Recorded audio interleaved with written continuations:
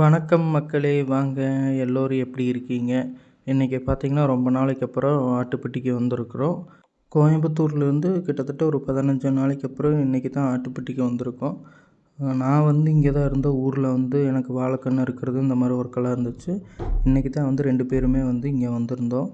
இங்கே வந்துட்டு நைட்டு போல் ஆயிடுச்சு. அதுக்கப்புறம் கொஞ்சம் தலை வெட்டி ஆட்டுகளுக்கு போடணும்னு சொல்லிட்டு பஞ்சு போடணும். அதுக்காக இந்த மாதிரி கொஞ்சம் தலையை வெட்டி உள்ளே போனால் பட்டிக்குள்ளே எல்லா ஆடுகளும் போயிடும். ஒவ்வொரு ஆட்டையும் கூட்டிகிட்டு போனோம்னா கூட்டிகிட்டு போக முடியாது. ஒன்று உள்ளே அடைச்சிட்டு மறுபடியும் இன்னொன்று கூட்டிகிட்டு வர்றதுக்குள்ளே அது வெளியே வந்துடும். அதனால் இந்த மாதிரி தலையை வெட்டி உள்ளே கொண்டு போனால் பாருங்கள், பூரா ஆடுகளுமே வரிசையாக வந்துடும்.